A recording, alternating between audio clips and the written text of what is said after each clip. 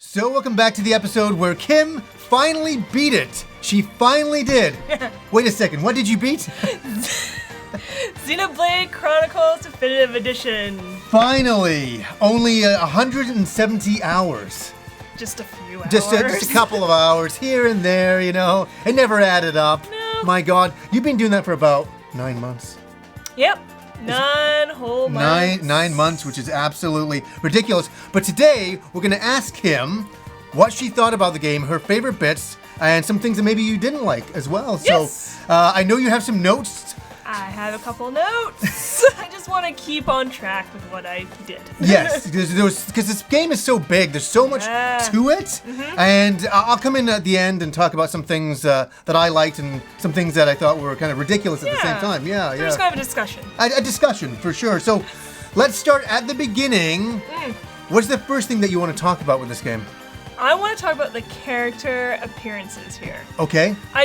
It's so much fun because you can go from absolutely silly, like wearing like a beach outfit. Right, yes. In like this epic scenery of forests or whatever have you, all the way down to like the most awesome, big, bulky, ridiculous armor. Ridiculous, gonna kick your butt armor, and you're just like, what the heck is going on? Yeah, that's the one thing that's really cool in the game is all of the different outfits that you can get. It's and not awesome. just to your main character. Yeah. All the characters. Yes, absolutely. Which I just thought was awesome. And just kept me more absorbed in it. Yeah. Because that leads me into saying how it sticks through the cutscenes, the story. That's a huge deal. Yeah. Back in the day, if you got a sword in an RPG, you'd still have the standard default sword in the cutscene because the cutscenes would already be pre-done. Yeah. But they actually do the cutscenes with the armor that you find and the weapons that you find. Yeah. Yeah.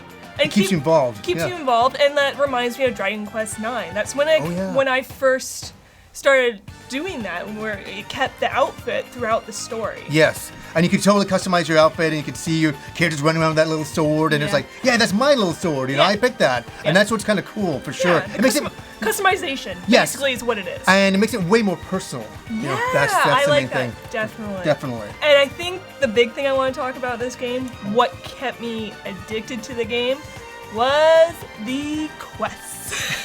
I know. I showed it when we were talking about like games we've been playing, the quest list that you had done, and I just let it scroll, and it was absolutely ridiculous. Yeah. And so, okay, I got a question for you. Yep. How many quests did you do? How many were left over at the end? Oh my God, I think I was down to about 7. Whoa. That's crazy. And I've never been a quest-hungry person. Like, I kind of get into it, but this game, you just want to complete it all. Yeah. And it makes it easy for anybody to do that. Like, when you activate a quest, it'll go with a blue exclamation mark, and you just kind of follow to where it is. But what also helps is that you get the red exclamation marks, which are other quests that you haven't activated. So you can do like a 2-in-1. Right. You don't have to waste time, which I just thought was awesome. That's where the addiction was. Yeah, I just saw Kim doing quest after quest after quest after quest. And the reason why you can do the last quests was because the game had moved forward and you can do the past ones. Pretty much, yeah. It was already ending. I couldn't kind of go back. And to be honest, there's only a few left. I felt like I did a significant amount. I think you did like 98%. It's ridiculous in the entire game, which is impressive, which is a lot more than I ever did. That's for sure. So. Yeah, and plus when you do the quest, the reason why you do it is for experience points. You know, you also do it for the money, the weapons, and you want to create the affinity between other characters or even the places that you visit. Yeah, it basically just pumps up all your characters by doing quests and all of that. Yeah. And did you talk about the affinity there? Yeah, the affinity, like not just between characters, but like the places that you visit, you build up those. Yes, you rebuild the entire thing, like certain colonies in the game. And that's something else I want to say is that we're going to show footage from later on in the game, but we're not going to talk about story spoilers. No. But we are going to show some later areas in the game. We're saying that now in case you want to go and experience it for yourself, but we're not going to ruin the story. No, we're going to talk about it roughly, but that's about it. Yeah, for sure, Yeah. So also just a quick little thing about the quest is that you're always collecting orbs too. So you enter a field and there's a blue orb and at first I was kind of like, whatever. I'll leave them? Yeah, I'll leave them, but then I realized you need these orbs and they're everywhere. and like as soon as I would enter a new area, I'm like, orbs. Yeah. Where are the orbs? Oh god, if there was like a giant there, like, you know, like plus 98, yeah. I'm like, I need that orb. You would risk it. I actually risk it. I think there was one time that I was playing and you're like, you can't get it. I'm like, I'm just gonna yeah. Oh, I remember that. Totally slowly. I remember and that. like the guy just turned, I'm like, and I was out of there so fast. Yeah, because you need those orbs. You need the orbs because doing the orbs, it completes the quest. Yep. You got Collectopedia. So that gives you special gems or things like that when you complete those. And also, you can use them as gifts to give to your other characters to, again, raise affinity between them two. So it's actually important when you see those things everywhere, you have to get them. You have to get them. And it's so funny, the level design in this game is so ridiculous. Yeah. I mean, you just see it stretching out, you know, there's all these monsters and all different levels, and then there's the blue, orbs everywhere, and then there's the quests in between. It's actually really cool level design. Sometimes it's just a little bit flat and all that, but sometimes it's really masterfully done. It keeps you wanting more. I think that's what it is. Yeah, it's a very addicting game. Oh yes, only 170 hours. Small amount. Only a small amount. So I think what I'm gonna get into is the battle. That was actually one thing that I did not like at the beginning. No, and that's the thing. When Kim first started playing the game, she's like, I don't like this game, and I was looking at my watch thinking, I think we have another half an hour left of this game before she KOs it. Yeah. And says, I don't want to play it. And I say that to a lot of people, just keep playing the combat. It'll all of a sudden sink in and you'll get it. It's a real-time action combat engine type of thing, and it's very... At first you're like, am I doing anything? I think, am I doing it right? Like your character goes up and you have to select, but he's already doing something. Like I haven't done anything, but actually you start to get used to the combat system and the idea behind it, you know, where you activate your arts and things like that. It actually works together quite well to the point where I actually preferred it. Yes. Compared to other video games, I actually preferred the way how they stylized its battle sequences. Right. Just the way it kind of flows in. Yeah. It feels very flowy. And that's the thing. The game is so full of combat. Like, just so you know, if you're going into the game, like you will probably around, I'd say 70% of the game, 75% be just in combat. In combat, yeah. All of the time. Yeah. But it's really engaging that way. Is there anything else you want to say about combat? Well, it also, you can create chain attacks with your other characters to help, like you can all together create one big chain and it just causes so much damage to that enemy and you collect amazing amounts of Now, XP. explain to people how you create a chain, how you do that. So what it is on the bottom of the screen, you select almost like the colors. So like if you select 3 or 4 reds together, it creates a chain reaction and it causes so much damage to the characters. I think I actually got 7 chain reactions. Yeah. And by doing that, you have to keep clicking B, and it gets faster and faster and more intense.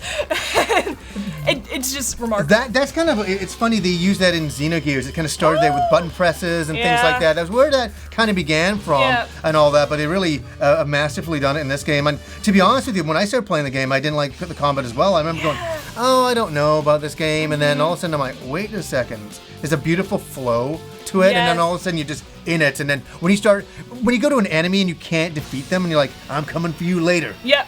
There was a few of those. Yeah, and then when you come for them later, it feels so satisfying to take them down. Yeah. I really like that in RPGs. I like going to an area, I'm like, this is too powerful. I can't come here yet. I'll come back later. And it makes you want to finish it and go back. And it feels more open world. It gives me that feeling that I'm in charge of the world. The world's not kind of like leading me where I should go. Yeah. There's a lot of that in the game, but I mean, there still is a lot of freedom. So I know this might be a silly comment, but the game has no fear of heights. Yes. No, none at all. I mean, some of the levels just stretch forever, and there's like a bridge that's like really far, and your characters are just kind of running in the middle, and there's no railing.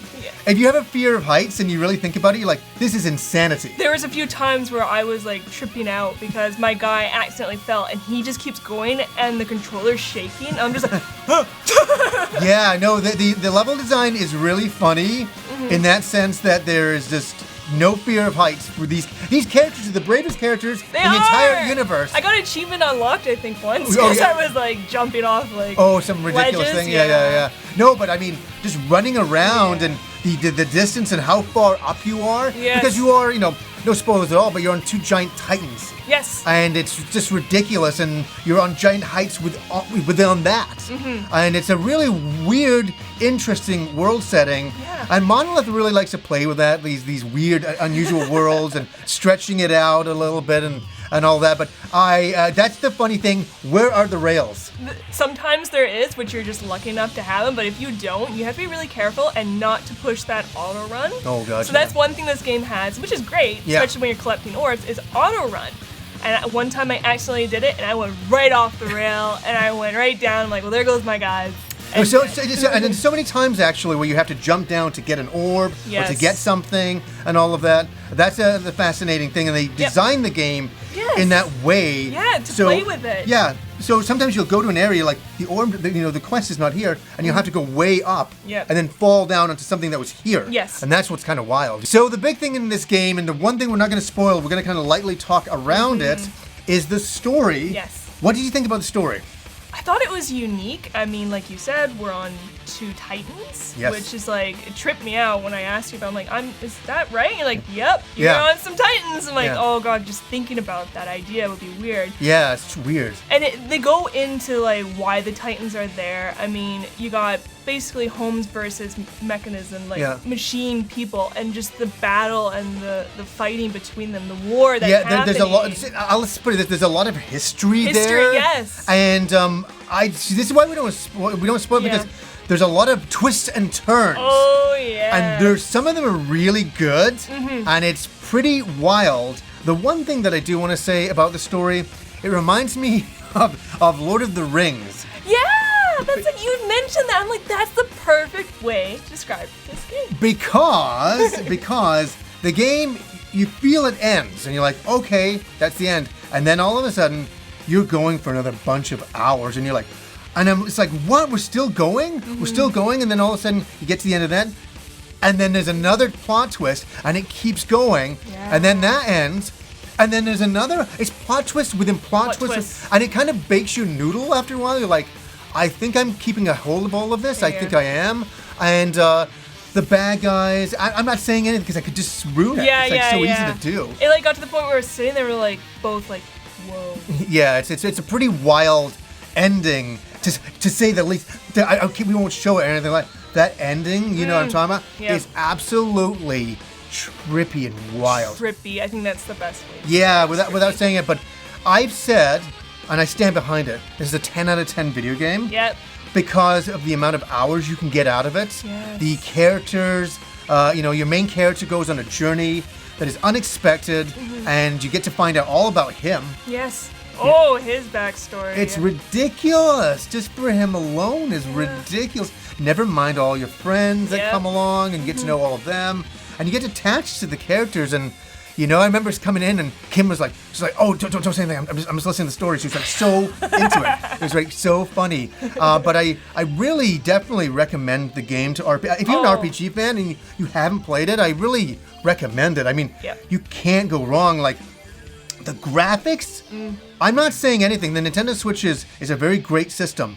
But even I was shocked about some of the graphics on this game. Very. They did a great job on this. Yeah, they did a great job. And what I find funny is I have to bring it up. Here's the original Xeno game. Here, Xenogears.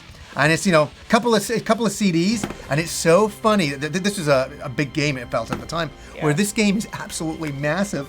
And it's on this little time. No, I had to do this. It's on this little cartridge. This massive game, huge in scope. Oh, wow. It's all in this little car, and it's so cute and ridiculous, and it's cool.